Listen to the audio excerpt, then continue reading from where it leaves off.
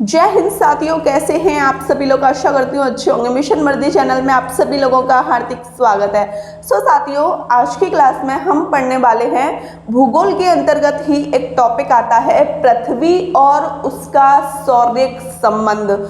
आज आपकी क्लास 14 होने वाली है। जैसा कि आपको पता है आज आपका टेस्ट है। टेस्ट में जितना भूगोल क्लास 1 से लेकर क्लास 14 आज की क्लास तक जितना पढ़ाया है पूरा आपके टेस्ट में आएगा, तो अच्छी तरीके से करके आइएगा। चलो मैं क्लास को स्टार्ट करती हूँ। पहले तो मैं आपको 10 क्वेश्चन कराऊंगी, फिर मैं इस चैप्टर को स्टार्ट करा दूंगी। ठीक है, ये सारे जो भी 10 क्वेश्चन है ये सौरमंडल के हैं। तो देख लीजिए, पहला क्वेश्चन है सूर्य के चारों ओर चक्कर लगाने वाले ग्रहों का वेग। तो देखो ये सूर्य है, सूर्य के चारों ओर जो चक्कर लगा रहे हैं ग्रह हैं, अगर ये बहुत दूर ऐसे चक्कर लगा रहे हैं दूरी पर तो इनका जो वेग है वो कम होगा। लेकिन अगर ये पास में लगा रहे हैं, सूर्य के चारों ओर चक्कर लगा रहे हैं, पास आ गए हैं ये ग्रह, तो इनका जो वेग है वो कैसा होगा, अधिकतम होगा। ठीक है, सूर्य के चारों ओर चक्कर लगाने वाले ग्रहों का वेग अधिकतम होता है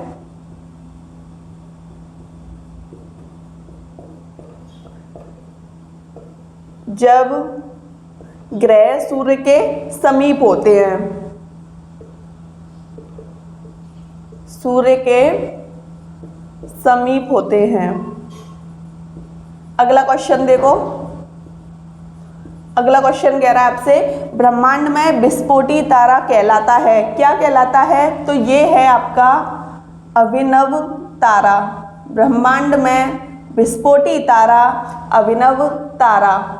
अगला क्वेश्चन, कौन सा ग्रह नहीं है? ये क्वेश्चन मैंने आपको लाइव सेशन में पूछा था, 4 ऑप्शन दिए थे, तो आपने इसका आंसर मुझे किया था। ठीक है, कौन सा ग्रह नहीं है जिसे प्राचीन पहले भारतीय ग्रह मानते थे? तो भाई पहले पता है सूर्य को एक ग्रह माना जाता था, लेकिन आज की कंडीशन में सूर्य एक तारा है। ठीक है, इसका आंसर सूर्य हो जाएगा। अगला क्वेश्चन है सूर्य के मध्य भाग को क्या कहा जाता है? ये क्वेश्चन भी मैंने आपसे पूछा था। तो सूर्य के मध्य भाग को बोला जाता है प्रकाश मंडल।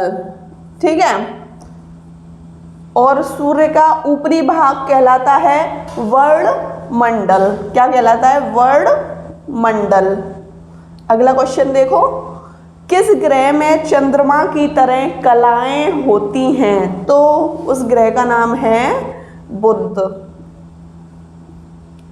अब आपका अगला क्वेश्चन कह रहा है किसके मध्य की औसतन दूरी को खगोलीय एकक बोला जाता है? तो पृथ्वी और सूर्य के बीच की औसतन दूरी को खगोलीय एकक बोला जाता है। ठीक है, पृथ्वी और सूर्य के बीच की दूरी को खगोलीय एकक बोला जाता है। अगला क्वेश्चन है चंद्रमा से सदृश दिखाई देने वाला ग्रह कौन सा है? तो इसका नाम है बुध।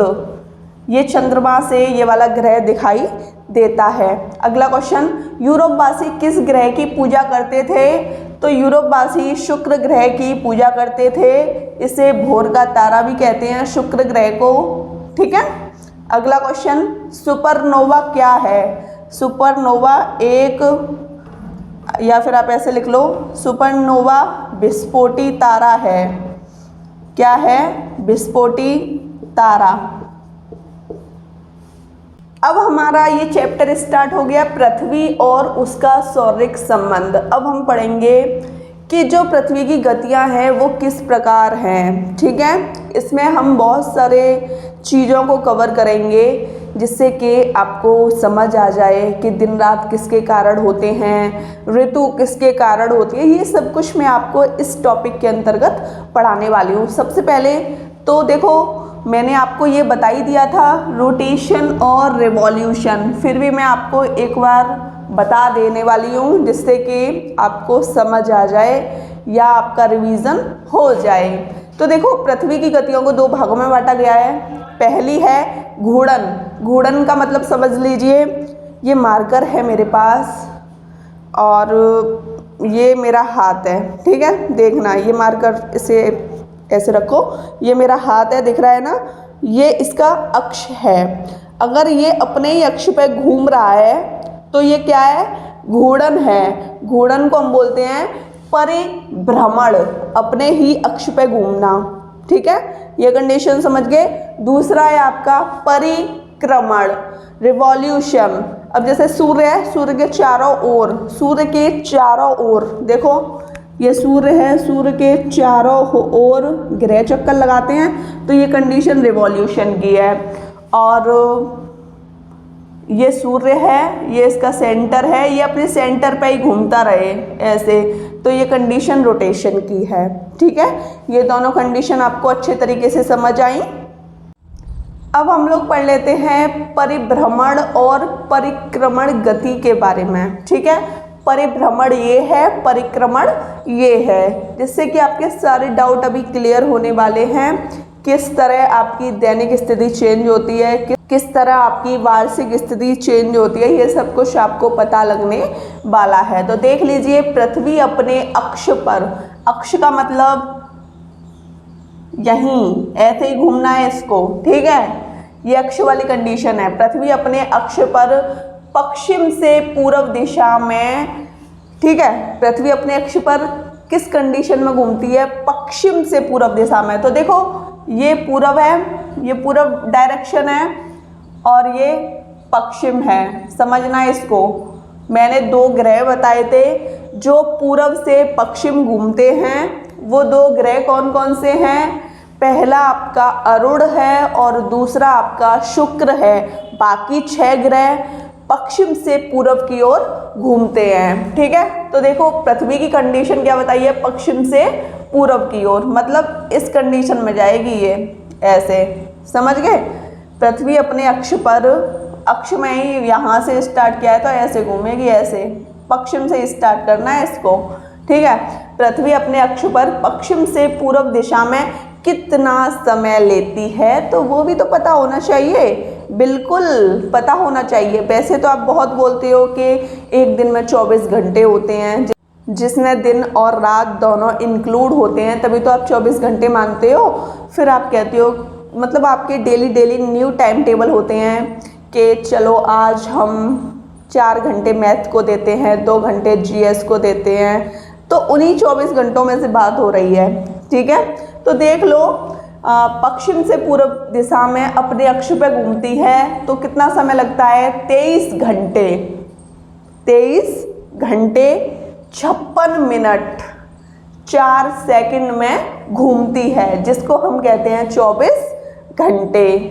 लेकिन लगभग में ये 24 घंटे ही हैं। ठीक है, पृथ्वी की आपको घूर्णन गति पता लग गई, परिभ्रमण गति पता लग गई, और ये इसका डेली का काम है, डेली का काम है। ये नहीं कि 2 दिन में इतना टाइम ले रही है, ये तो आप खुद ही देख पा रहे हैं कि एक दिन में आप 24 घंटे वाली कंडीशन बताते हैं ना, तो ये दैनिक गति भी तो बोलेंगे इसको। जो काम डेली होता है उसे दैनिक गति भी बोला जाता है। तो इसको हम क्या क्या कहते हैं, घूर्णन गति, परिभ्रमण गति और दैनिक गति भी कहते हैं। ठीक है, इसी के कारण दिन और रात की घटना होती है। 12 घंटे आप दिन के मानते हो, 12 घंटा रात के। ठीक है, ये कंडीशन समझ के अब आपको अगला देखना है परिक्रमण या वार्षिक गति। वार्षिक का मतलब अब वर्ष में काम होंगे, किस में काम होंगे, वर्ष में। तो देख लो, पृथ्वी को सूर्य की परिक्रमा, देखो ये पृथ्वी है, नहीं ये सूर्य है, ठीक है, और ये पृथ्वी है। अब ये चारों तरफ घूम रही है, किसके, सूर्य के। पृथ्वी को सूर्य की परिक्रमा अर्थात अपनी कक्षा का चक्कर लगाने में कितना समय लगता है, 365 दिन 5 घंटे 48 मिनट 48 सेकंड का समय लगता है। पृथ्वी की इस गति को परिक्रमण गति, वार्षिक गति कहते हैं। इस गति के कारण ही ऋतु परिवर्तन होते हैं। अब इसको भी समझ लो, इस गति के कारण ऋतु परिवर्तन कैसे होते हैं। देखो 3 आपके वो आती हैं, 3 ऋतु आती हैं, ग्रीष्म ऋतु, शीत ऋतु और आपकी जो वर्षा वाली होती है वो आती है, लिख लेना, वर्षा ऋतु। ठीक है, ये 3 ऋतु आती है ना आपकी। तो जिसमें आपके 4 महीने गर्मियों के, 4 सर्दियों के और 4 ही वर्षा वाले होते हैं। तो इसी ऋतु की बात कर रहा है। एक वर्ष में 3 ऋतुएं आती हैं ना, तो इसी गति के कारण ऋतु परिवर्तन होते हैं। किस गति के कारण? वार्षिक गति या परिक्रमण गति के कारण। अब आपको पढ़ना है पृथ्वी से सूर्य की दूरी की जो कंडीशन है इसके बारे में आपको पढ़ना है। तो आप देख लीजिए, पृथ्वी दीर्घ वृत्ताकार। अब आपसे पूछा जाए कि पृथ्वी किस कंडीशन में घूमती है, तो आप बताओगे दीर्घ वृत्ताकार पथ वाली कंडीशन में पृथ्वी घूमती है, या इसको हम अंडाकार भी बोलते हैं। ठीक है, पृथ्वी दीर्घ वृत्ताकार अर्थात अंडाकार पथ पर सूर्य की परिक्रमा करती है, जिसके कारण सूर्य से इसकी दूरी बदलती रहती है। ठीक है, पृथ्वी किस तरह सूर्य की परिक्रमा करती है? दीर्घ वृत्ताकार पथ अर्थात अंडाकार पथ पर सूर्य की परिक्रमा करती है, जिसके कारण सूर्य से पृथ्वी की दूरी बदलती रहती है। पृथ्वी और सूर्य के मध्य दूरी की 2 स्थितियां हैं। कौन कौन सी हैं? पहली है अपसौर, इसी को हम कहते हैं सूर्योच्च, सूर्योच्च। ठीक है, दूसरी है उपसौर, इसको कहते हैं सूर्य निच। ठीक है, समझ गए? पहली कंडीशन को हम पढ़ लेते हैं, अपसौर वाली को, अपसौर या सूर्योच्च। जब पृथ्वी और सूर्य के बीच अधिकतम दूरी पाई जाती है, ये कह रहा है जब पृथ्वी और सूर्य के बीच ज़्यादा दूरी पाई जाती है तो इस कंडीशन को हम बोलते हैं अपसौर या सूर्योच्च। ठीक है, पृथ्वी और सूर्य के बीच ज़्यादा दूरी पाई जाए तो उसको बोलेंगे अपसौर। ऐसी स्थिति कब होती है? 4 जुलाई को ऐसी स्थिति पाई जाती है। ऐसी स्थिति कब पाई जाती है? 4 जुलाई को। ऐसी स्थिति में पृथ्वी और सूर्य के बीच की जो दूरी होती है वो कितनी रहती है? 15.21 करोड़ किलोमीटर। अब हम पढ़ेंगे उपसौर या सूर्य निच के बारे में। तो इसको देख लीजिए, जब पृथ्वी और सूर्य के बीच की दूरी कैसी होती है? न्यूनतम, कम होती है। ठीक है, तो इस स्थिति को उपसौर या सूर्योच्च नहीं, सूर्य निच। सूर्योच्च वाली जो कंडीशन होती है उसमें सूर्य और पृथ्वी के बीच की दूरी अधिकतम होती है, और ये दूरी कितनी होती है? सूर्योच्च में कितनी होती है? अपसौर, उसको हम अपसौर भी कहते हैं, उसमें 15.21 करोड़ किलोमीटर होती है। लेकिन बात चल रही है यहाँ सूर्य निच की। जब पृथ्वी और सूर्य के बीच की दूरी न्यूनतम होती है तो इसे उपसौर कहते हैं। ऐसी स्थिति कब पाई जाती है? ऐसी स्थिति 3 जनवरी को पाई जाती है। ऐसी स्थिति में पृथ्वी और सूर्य के बीच की जो दूरी होती है वो 14.70 करोड़ किलोमीटर होती है।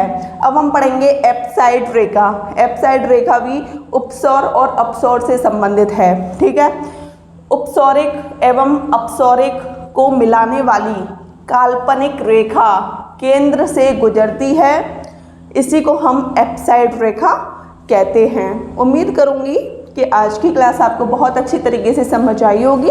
वीडियो अच्छी लगी हो तो चैनल को सब्सक्राइब कीजिए, लाइक कीजिए, शेयर कीजिए। जय हिंद।